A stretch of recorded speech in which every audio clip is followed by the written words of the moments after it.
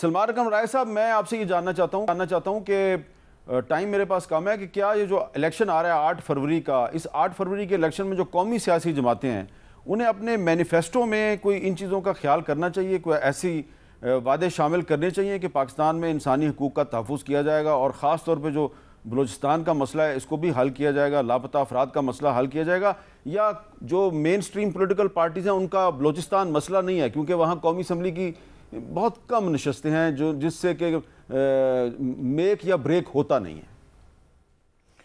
बिल्कुल ठीक कह रहे हैं। बदकिस्मती से हमारे आइनी ढांचे में बलूचिस्तान की जो अहमियत है वो बहुत कम है नेशनल असम्बली के हवाले से, और मेन स्ट्रीम पार्टियाँ जो हैं वहाँ तवज्जो नहीं देती। वो समझती हैं ये मामलात वहाँ पे इदारे चलाएंगे, छोटी मोटी जो पार्टियाँ बनती हैं तोड़ फोड़, इनको इधर भेजना है उधर भेजना है, ये तमाम अमल वहाँ जारी रहता है। इसलिए सही मानों में बलूचिस्तान में जो बलोच नुमाइंदे हैं वो आगे आ नहीं पाते और उनकी जो आवाज़ है वो हम तक पहुँचती नहीं। लेकिन अब पिछले 1 आध साल से जो कुछ पंजाब में हो रहा है, KP में हुआ है, हमें अब समझ आना शुरू हो गई है कि जब कानून की और आइन की और बुनियादी हुकूक की पामाली होती है तो उसका क्या मतलब है। इसीलिए शायर ने कहा बहुत देर की मेहरबान आते आते। ठीक है, लेकिन अब भी अगर कुछ हो जाए, मैं समझता हूँ पंजाब में और KP में ये एक शऊर पैदा हुआ है कि ये बुनियादी हुकूक जो कल बलोचों को नहीं दिए जा रहे थे आज वो शायद हमें भी नहीं दिए जा रहे, इसलिए हुकूक सबके लिए होंगे और कहीं भी अगर नाइंसाफ़ी होती है तो वो हर जगह इंसाफ के लिए एक थ्रेट है। चलें, ये एक अच्छी बात। अब वक्त आ गया है जी। अच्छा, ज़फ़रुल्लाह साहब 1 मिनट में आप कंक्लूड करेंगे। पाकिस्तान में जो सियासी नाइंसाफ़ियाँ हुई हैं और मुआशी नाइंसाफ़ियाँ, इनको ख़त्म करना चाहिए। हमें इस पूरी कौम को बैठ के, कौम से मुराद civil leadership, military leadership, intellectual जो सबको सोचना चाहिए कि हमने कितना खिलवाड़ करना है इस मुल्क के साथ। नहीं, लेकिन क्या बलूचिस्तान महज इसलिए इग्नोर होता है कि उसकी कौमी असम्बली की सीटें जो है वो बस 16 सता रही हैं?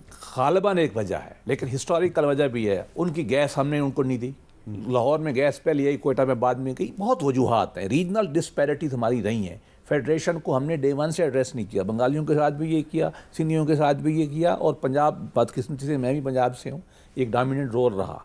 पाकिस्तान के विफाकी स्ट्रक्चर को बदलने की ज़रूरत है, लेकिन इस दफ़ा मैं अर्ज़ करूँ हमारी पार्टी में जो मंशूर बनाया उसमें हमने कोशिश की है कि उसको प्रोग्रेसिव लाइन पर रखें, उनमें हुकूक इंसानी की ज़्यादा हम बात करें। लेकिन मैं फिर कहता हूँ कि तमाम लोगों को, तमाम कुम को सोचना चाहिए, इंट्रोस्पेक्शन मुशाहिदा करना चाहिए और ईमानदारी के साथ बैठे लाइन ड्रॉ करके आगे बढ़ना चाहिए। मुशाहिद हुसैन साहब ने बड़ी अच्छी बात की कि अगर हम फ़लस्तीन में जुल्म सितम जो है अगर उसकी मज़म्मत करते हैं और आवाज़ उठाते हैं तो हमें पाकिस्तान में भी अगर जुल्म सितम हो रहा है तो उस पर भी आवाज़ उठानी चाहिए। एक शख्सियत आज हमसे जुदा हो गई। रियाज खोखर साहब पाकिस्तान के फॉर्मर फॉरेन सेक्रेटरी थे और इंडिया में पाकिस्तान के हाई कमिश्नर भी थे, लेकिन मैं आज उनको याद करना चाहता हूँ इसलिए कि उन्होंने हमेशा जो कश्मीरियों के साथ जो जुल्म सितम होता था उस पर रिटायरमेंट के बाद भी वो आवाज़ बुलंद करते रहे। अब वो अल्लाह मियाँ के पास चले गए हैं, अल्लाह ताला उनकी मग़फ़िरत फरमाए। लेकिन मैं आज के प्रोग्राम के आखिर में उनकी याद में उनका एक क्लिप शेयर करना चाहता हूँ जब वो यहीं पे हमारे पास बैठे हुए थे और वो कश्मीरियों को एक नसीहत कर रहे थे। वो क्या नसीहत थी, उनकी आखिरी नसीहत ज़रा सुनिए। हमारी पोजीशन में और कश्मीरियों की पोजीशन में कोई फ़र्क होना ही नहीं चाहिए, ये बुनियादी चीज़ है।